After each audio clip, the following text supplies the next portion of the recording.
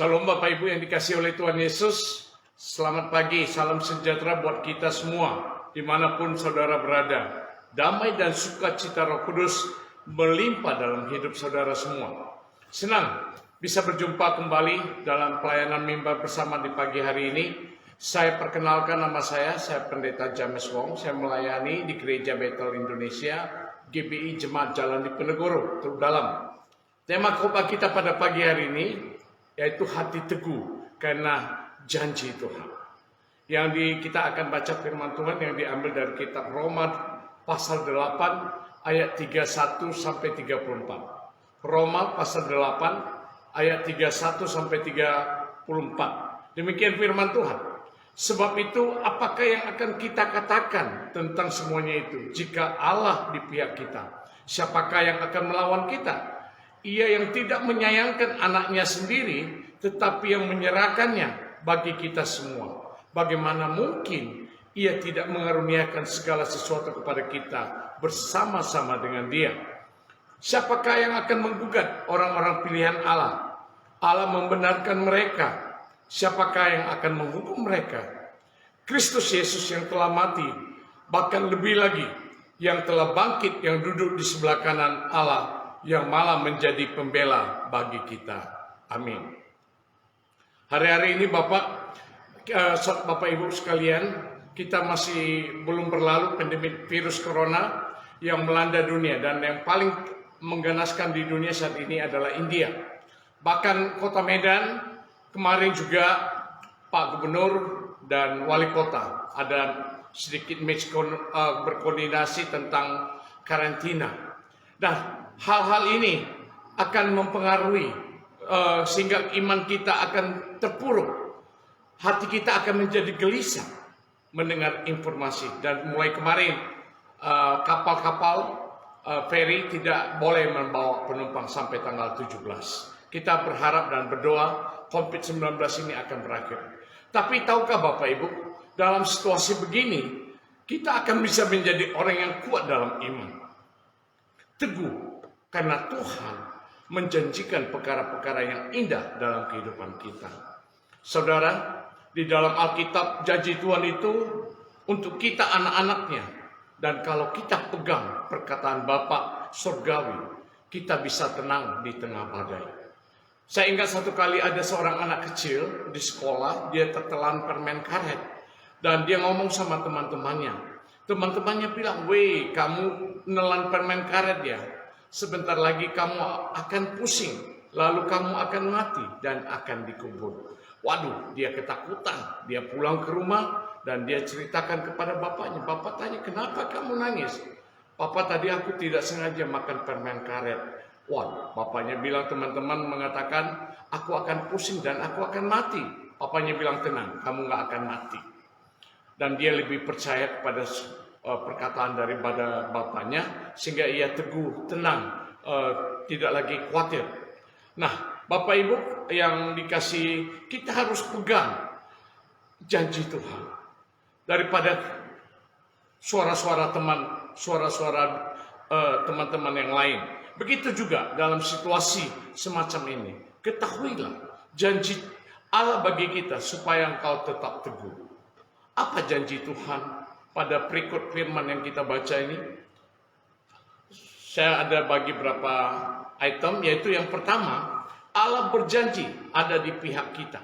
Ini yang pertama, Dia membela kita. Pada ayat pertama yang kita baca tadi, Allah berkata, "Jika Allah di pihak kita, siapakah yang akan melawan kita?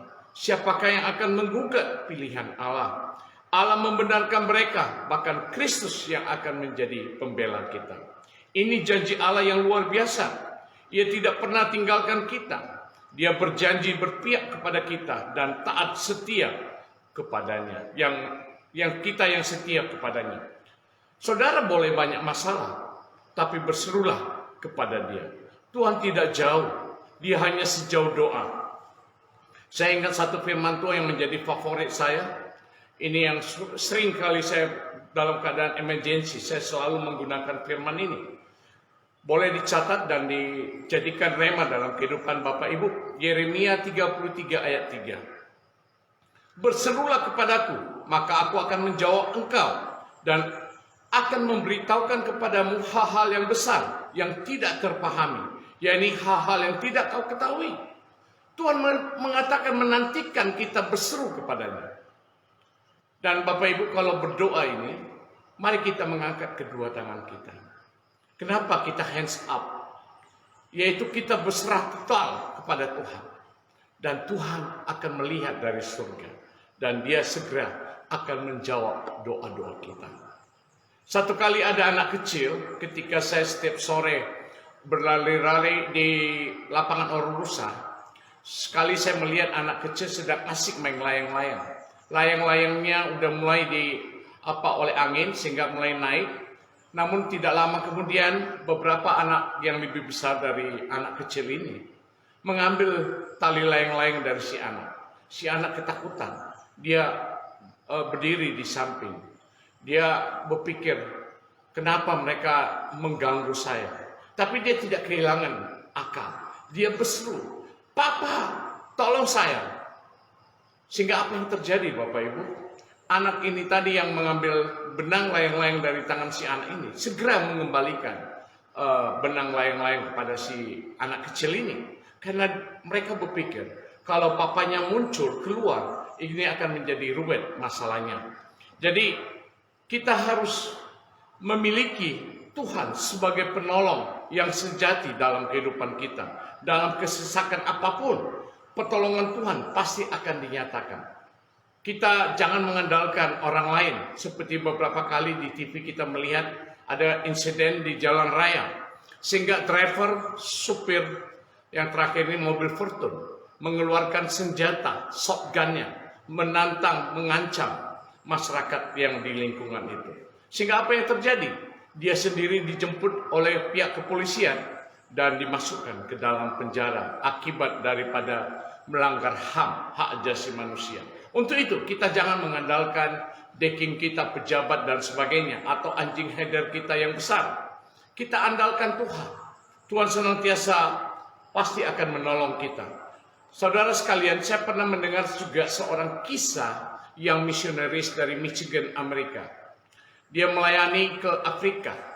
Satu kali setiap bulan, dia awal bulan mengambil kiriman daripada gereja yang mengutus dia di Afrika. Namun hal ini dipantau, dilihat oleh pemuda-pemuda setempat, preman-preman lokal.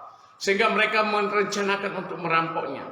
Di tengah jalan yang sepi, mereka mulai menyegap Pak orang misionaris tadi. Tapi apa yang terjadi? Mereka sendiri lari ketakutan. Michigan ini yang dari misionaris ini bingung ada apa yang terjadi.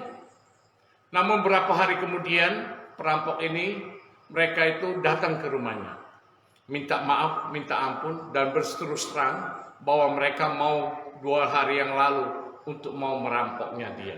Kami ketakutan, lari, maafkan kami, ampuni kami.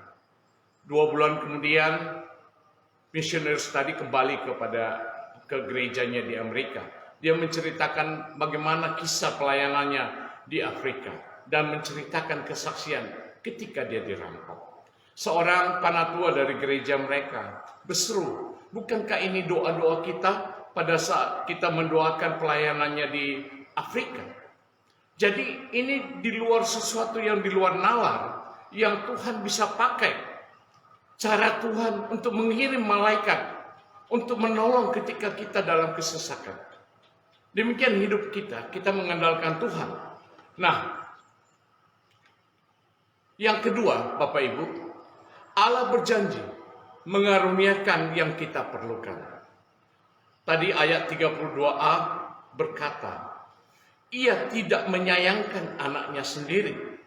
Yesus rela berkorban buat kita. Masa dia tidak mau mengaruniakan yang lain buat kita? Mati aja mau, apalagi memberkati kita dengan berkat-berkat yang lain. Tuhan siapkan itu. Ingat saudara, ketika orang Israel di padang gurun, Tuhan mengirim mana dari langit sehingga mereka bisa makan kenyang setiap hari. Elia ketika kelaparan karena 3,5 tahun tidak ada turun hujan, Tuhan kirim burung gagak untuk mengantar roti dan daging 2 kali sehari. Dan kemudian Elia diminta pindah ke Sarfat. Dia ketemu seorang janda yang punya minyak dan tepung yang tidak ada habisnya. Bukankah Allah kita Yehova Jireh? Dia menyediakan segala sesuatu untuk kita, Bapak Ibu. Filipi 4 ayat 19 berkata, Allahku akan memenuhi segala keperluanmu menurut kekayaan dan kemuliaannya dalam Kristus Yesus. Tuhan berjanji memenuhi segala keperluan atau kebutuhan kita, bukan keinginan. Kalau keperluan itu simpel, tapi keinginan itu nggak ada yang pernah habis-habisnya. Saudara, karena itulah percayalah kalau engkau hidup berdasarkan keperluan, Dia menjadi penyedia buat kita. Dia Yehova Jireh. Mungkin cara Tuhan menolong kita berbeda-beda, tapi percayalah sumbernya sama, tepat, yaitu berasal dari Tuhan. Tuhan menyediakan apa yang kita butuhkan, tepat pada waktunya. Yang ketiga, Allah berjanji selalu mengasihi kita. Roma 8 ayat 35 berkata, siapakah yang akan memisahkan kita dari kasih Kristus? Penindakan atau kesesakan atau penganiayaan atau kelaparan atau ketelanjangan atau bahaya atau pedang. Bahkan di ayat 39b berkata, tidak akan dapat memisahkan kita dari kasih Allah yang ada di dalam Kristus Yesus Tuhan kita. Haleluya. Ada ungkapan berkata, kasih anak sepanjang galah, kasih ibu sepanjang jalan. Tapi saya mau katakan, kasih Allah sepanjang zaman. Allah mengasihi kita dengan kasih yang kekal. Tetapi kalau kita dikasih, bukan kita tidak akan mengalami problema dalam hidup kita. Persoalan itu bisa ada. Allah turut bekerja dalam segala perkara, termasuk persoalan yang sedang kita alami, untuk mendatangkan kebaikan bagi setiap orang yang mengasihi Dia. Percayalah, Allah tidak pernah meninggalkan saudara. Dia tetap mengasihi kita. Yang keempat, Bapak Ibu, Allah berjanji menjadikan kita lebih daripada pemenang. Roma 8 ayat 37 berkata, tetapi dari semuanya itu, kita lebih daripada pemenang, orang-orang yang menang, oleh Dia yang tetap mengasihi kita. Saudara, dalam hidup ini banyak godaan, banyak tantangan. Tapi ingatlah, Tuhan berjanji akan memberikan kemenangan bagi kita yang mengandalkan Dia. Kalau kita taat kepada Dia, bahkan mujizat Allah akan terjadi ketika kesulitan itu datang. Saya percaya kesulitan terjadi bukan untuk membinasakan saudara, tetapi menjadi cara Tuhan untuk menjadikan engkau lebih kokoh, lebih gigih, lebih ulet. Pada waktunya mujizat Tuhan akan dinyatakan. Jadi Tuhan pasti akan menolong. Waktu Tuhan adalah waktu yang terbaik. Kita harus sabar menantikan waktu Tuhan yang seperti diteladani oleh Abraham. Kita akan lihat firman-Nya. Roma 4 ayat 18 sampai 21 berkata demikian, sebab sekalipun tidak ada dasar untuk berharap, namun Abraham berharap juga dan percaya bahwa ia akan menjadi bapa banyak bangsa menurut yang telah difirmankan, demikian banyaknya nanti keturunanmu. Imannya tidak menjadi lemah, walaupun ia mengetahui bahwa tubuhnya sudah sangat lemah karena usia yang kira-kira 100 tahun dan bahwa rahim Sarah telah tertutup. Tetapi terhadap janji Allah ia tidak bimbang, karena ketidakpercayaan malah ia diperkuat dalam imannya, dan ia memuliakan Allah dengan penuh keyakinan bahwa Allah berkuasa untuk melaksanakan apa yang telah ia janjikan. Ada 3 sikap dari berikut yang kita baca ini. Ketika kita menerima janji Allah yang kita tidak tahu kapan akan dipenuhi. Yang pertama, menurut ayat 20, tetapi terhadap janji Allah ia tidak bimbang karena ketidakpercayaan, malah ia diperkuat dalam imannya. Ia memuliakan Allah. Kita harus membuang kebimbangan. Abraham tidak bimbang walaupun ia sudah tua. Yakobus berkata, orang yang bimbang seperti gelombang laut yang diombang-ambing ke sana kemari oleh angin. Orang yang dua hati tidak akan tenang dalam hidupnya. Orang yang bimbang khawatir tidak akan menerima apa-apa dari Tuhan. Kenapa? Seringkali kita bimbang. Karena kita fokus kepada alamnya, pada diri kita sendiri. Tetapi kalau kita fokus kepada Tuhan dan firman-Nya, kebimbangan akan sirna.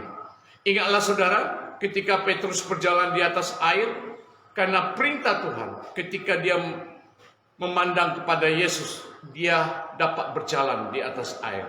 Dia mengalami mujizat-mujizat.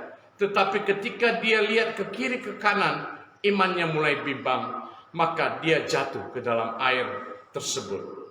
Tuhan mau kita fokus kepada Tuhan dan firman-Nya. Hidup ini harus seperti kamera. Bapak Ibu, kita harus fokus. Gak boleh goyang. Karena kalau kita goyang, tidak fokus. Hasilnya akan blur. Hasilnya tidak maksimal. Itu sebabnya fokus kita kepada Tuhan dan janjinya. Yang ketiga, kita harus menguatkan iman kita. Itu yang dilakukan Abraham. Dia tidak bimbang, dia menguatkan imannya. Roma 10 ayat 17. Jadi iman timbul dari pendengaran, dan pendengaran oleh firman Kristus. Bacalah Alkitab setiap hari, dan engkau akan melihat tokoh-tokoh iman yang memberikan teladan bagaimana kita harus percaya kepada Tuhan. Seorang perwira di Kapernaum, dia datang untuk meminta supaya bawahnya disembuhkan. Dia berkata, Tuhan berkata saja, maka bawahan saya akan sembuh. Bapak Ibu, imannya luar biasa. Tuhan sangat kagum dengan imannya. Dan apa yang terjadi? Bawahannya itu telah sembuh. Ada seorang wanita, 12 tahun, dia mengalami pendarahan. Dan dia percaya ketika dia menjamah ujung jubah Yesus, maka dia akan sembuh. Apa yang terjadi? Ketika dia menjamah ujung jubah Yesus, mujizat terjadi. Pendarahannya berhenti. Yang keempat, bagaimana kita menerima janji Allah yang belum terwujud dalam kehidupan kita. Kita harus membuang kebimbangan. Kita harus menguatkan iman. Kita harus memuliakan Allah. Abraham terus memuliakan Allah karena dia yakin apa yang telah Tuhan janjikan itu akan terjadi. Karena itu belajar bersyukur memuji Tuhan di tengah tantangan yang sedang kita alami saat ini. Mazmur 37 pasal 4 ayat 4 berkata, dan bergembiralah karena Tuhan, maka Ia akan memberikan kepadamu apa yang diinginkan hatimu. Gembira dulu, bersyukur dulu, mujizat akan datang. Jangan mengharapkan mujizat datang baru bersyukur. Nah, kalau kita orang yang nggak percaya pun bisa diberkati. Baru bersyukur. Tapi kita anak-anak Tuhan, walaupun belum lihat pertolongan Tuhan, kita bersyukur gembira. Dan kalau kita bersyukur kepada Tuhan, memuliakan Tuhan, memuji Tuhan, hadiratnya akan datang dan kuasa Tuhan akan dinyatakan. Adakah di antara saudara hari ini yang sedang mengalami pergumulan, apapun masalahmu, masalah penyakit, masalah keuangan, masalah pekerjaan, masalah keluarga, masalah jodohmu, masalah masa depan.